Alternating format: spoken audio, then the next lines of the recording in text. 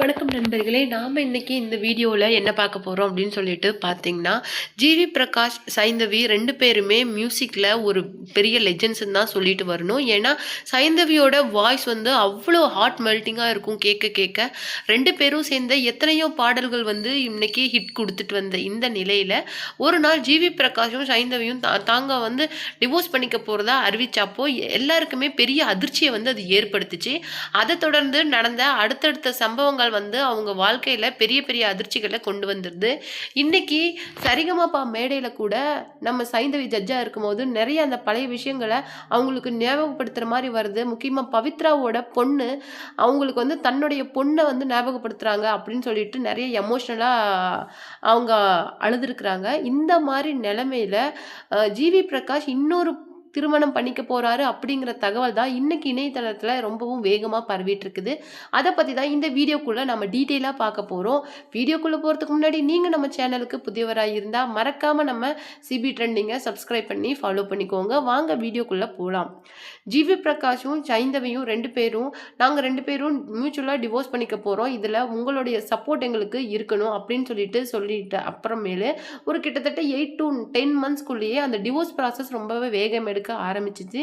இந்த நிலையில கோர்ட்ல நடந்த சில சுவாரஸ்யமான விஷயங்கள் தான் பார்க்குறவங்கள உண்மையிலேயே கண்கலங்க வச்சுச்சு. முக்கியமா ஜிவி பிரகாஷோட நண்பர்களாகட்டும், நம்ம சைந்தவியோட நண்பர்களாகட்டும் 2 பேருமே சொல்ற விஷயங்கள் என்னன்னா, எல்லாமே அவங்களுக்குள்ள ரொம்பவும் நார்மலா தான் இருந்தது. கிட்டத்தட்ட அவங்க 10 வருடங்களா காதலிச்சு தான் 2011ல தான் கல்யாணம் பண்ணிக்கிட்டாங்க. அவங்க வந்து மத்த கப்புள்ஸ் மாரி கிடையாது. ரொம்பவும் ஒரு சாஃப்ட் அண்ட் காமான கப்புள்.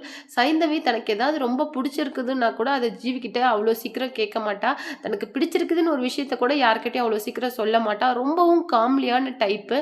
ஆனா, ஆனா வந்து அவங்க ஜீவி மேல ரொம்ப பொசசிவா இருந்தாங்க அப்படிங்கிற ஒரு விஷயம் மட்டும் எங்க எல்லாருக்குமே நல்லா தெரியும்.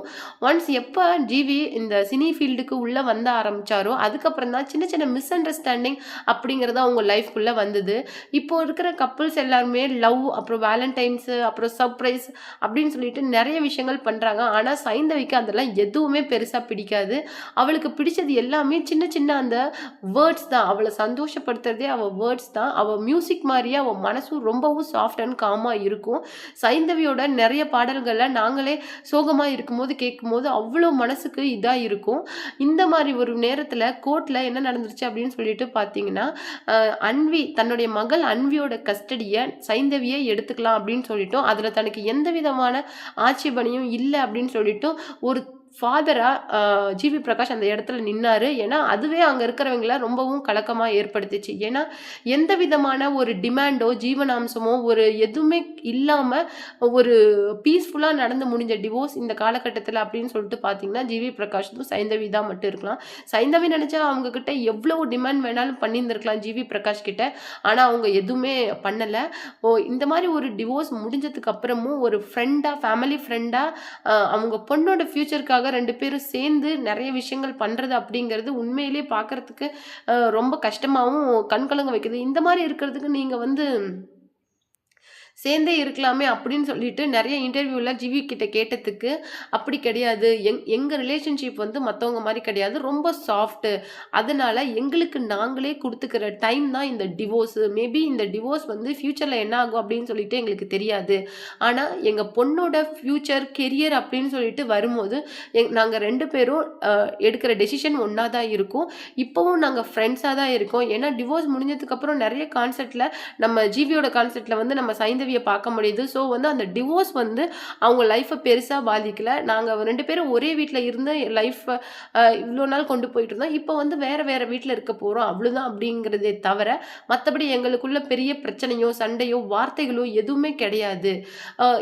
இப்போதைக்கு எங்களுக்கு தேவை ஒரு சின்ன கேப். அந்த டைம எங்களுக்கு நாங்களே குடுத்துக்கிறது தான் கரெக்ட். ஏன்னா மேபி எங்களுக்குள்ள வேற ஏதாவது ஒரு ஹீட்டடான ஆர்குமெண்ட் வருது அப்படிங்கிற பட்சத்துல, குழந்தை அதுல கண்டிப்பா அஃபெக்ட் ஆயிடுவா. ஸோ மேபி இந்த டைம்ல வந்து நாங்க 2 பேரும் செப்பரேட்டா இருந்தாலுமே, அன்விய நான் ஹாலிடேஸ்ல என் கூட அழைச்சிட்டு போயிருவேன். மோஸ்ட்லி வந்து அவ எங்க கூட தான் அதிகமா டைம் ஸ்பெண்ட் பண்ணுவா. அவ கூட டைம் ஸ்பெண்ட் பண்றதுக்கு ஏதாவது ஒரு சின்ன டிஸ்டர்ப்னாலும் நான் அத அக்செப்ட் பண்ணிக்க மாட்டேன். அவளுக்காக நான் என்னுடைய எல்லா டைமையும் நான் மேக்ஸிமம் அவளுக்கு குடுத்துருவேன். இந்த மாரி தான் நாங்க 2 பேரும் சேர்ந்து பேரண்டிங் பண்ணிட்டு இருக்கிறோம். ஸோ தயவு செய்து இந்த டிவோர்ஸ பத்தி தப்பா பேசாதீங்க. இன்னொருத்தர் வந்து எனக்கு ஒரு சோஷியல் மீடியால ஒரு விஷயம் வந்து நான் பார்த்தேன். அதுல என்னன்னா, சைந்தவி இந்த மாரி என்கிட்ட வந்து ரொம்ப டிமாண்ட் பண்ணதுனால தான் இந்த இந்த டிவோர்ஸ் வந்து சீக்கிரம் முடிஞ்சிருச்சு அப்படிங்கிற மாரி சொல்றாங்க. சைந்தவி எங்ககிட்ட எந்த டிமாண்டும் பண்ணல. இன்ஃபாக்ட் என் அம்மாவா இருக்கட்டும், என்னுடைய தங்கச்சியா இருக்கட்டும், சைந்தவியா "நீ டிவோர்ஸ் ஆனா என்னம்மா? நீ நம்ம வீட்ல வந்து இரு" அப்படின்னு தான் அம்மா கூட சொல்லிட்டு இருக்கிறாங்க. ஸோ வந்து மத்த டிவோர்ஸ் மாதிரி எங்களுடைய டிவோர்ஸ தயவுசெய்து எடுத்துக்காதீங்க. எங்களுது வந்து இட்ஸ் அப்சல்யூட்லி வேற அப்படின்னு சொல்லியிருக்காரு. ஏன்னா, ஒரு மெச்சூர்டான கப்பிள்ஸுக்கு நடுவுல எடுத்துக்கிற டைம தான் நாங்க வந்து டைம்ன்னு சொல்றோம். அத நீங்க டிவோர்ஸும் அப்படின்னு சொல்றீங்க. பட் எங்களுக்கு ஒரு சின்ன டைம் தேவை. ஏன்னா, எங்களுடைய அந்த பியூரான அந்த ரிலேஷன்ஷிப்ல எந்த ஒரு கிராக்கும் வரக்கூடாது அப்படிங்கிறதுக்காக எங்களுக்கு நாங்களே குடுத்துக்கிட்ட டைம் தான் இந்த டிவோர்ஸ். அது மட்டும் கிடையாது. இப்போ வந்து அவங்கவங்களோட கெரியர்ல கான்சன்ட்ரேட் பண்ண ஆரம்பிச்சுட்டோம். மேபி இது சம்வாட் ஹர்ட்டிங்கா இருந்தாலும், இது வந்து எங்களுடைய கரியர் ஃபியூச்சரை பொறுத்த வரைக்கும் இது வந்து எங்களுக்கு ஒரு குட்டான விஷயம் அப்படின்னு தான் சொல்லணும். ஆனா அன்வி வந்து எந்த இடத்துலயும் இந்த டிவோர்ஸாலையும் சரி, இந்த மாதிரி எந்த தேவையில்லாத நியூஸஸாலையும் அவ ஹர்ட் ஆக நாங்க அலோவ் பண்ணவே மாட்டோம். பிகாஸ் அவளுக்கு ஒரு சின்ன விஷயம் அப்படிங்கும்போது கூட நாங்க 2 பேரும் சேர்ந்து பார்த்துக்குவோம். ஃபர்ஸ்ட் ஆஃப் ஆல் அன்வி வந்து என்னுடைய friend. First of all sorry, Saindhavi வந்து என்னுடைய ஃப்ரெண்டு. நாங்கள் ஃப்ரெண்டாக இருந்து தான் லவ் பண்ணணும். அதுக்கப்புறமேலு 10 இயர்ஸ் லவ் பண்ணணும் அப்புறம் தான் நாங்கள் மேரேஜ் பண்ணிக்கிட்டோம். மேரேஜ் ஆகியும் கிட்டத்தட்ட 12 இயர்ஸுக்கு மேலே அந்த ரிலேஷன்ஷிப்பில் நாங்கள் சக்ஸஸ்ஃபுல்லாக இருந்தோம். மேபி சம்வாட் எங்களுக்கு ஒரு டைம் தேவைப்பட்டு தான் அதை எங்களுக்கு நாங்களே கொடுத்துக்கிட்டு இன்றைக்கி வந்து எங்களுடைய லைஃப்பை வந்து நாங்கள் பீஸ்ஃபுல்லாக கொண்டு போயிட்டுருக்குறோம். இதில் இன்னொரு முக்கியமான விஷயம் என்னென்னா, நான் டிவோர்ஸ் ஆனதுக்கு அப்புறமேலும் எல்லா திவாலி அப்புறமேல எல்லா செலிப்ரேஷன்ஸையும் நான் வந்து என்னுடைய ஃபேமிலி கூட தான் சேர்ந்து செலிப்ரேட் பண்ணிகிட்ருக்கிறேன். ஸோ வந்து அவங்க வந்து நாங்கள் தனித்தனியாக இருக்கிறோமே தவிர எங்கள் மனசு ஒன்றா தான் இருக்குது. ஸோ வந்து என்னை பற்றியும் அன்வி பற்றியும் தேவையில்லாமல் சோஷியல் மீடியாவில் நிறைய தகவல்கள் போயிட்டு இருக்குது. அதை தயவுசெய்து என்னுடைய ஃபேன்ஸ் யாரும் நம்பாதீங்க. இன்னொரு முக்கியமான விஷயம், எனக்கும் திவ்யா பாரதிக்கும் மேரேஜ் ஆக போகுது அப்படின்னு சொல்லிட்டு ஒரு நியூஸ் வந்து ரொம்ப வைரலாக பரவிட்டு இருக்குது. அது வந்து உண்மை கிடையாது. அந்த படம் பண்ணும்போது எங்களுக்குள்ள வந்து நல்ல ஒரு கெமிஸ்ட்ரி இருந்துச்சு.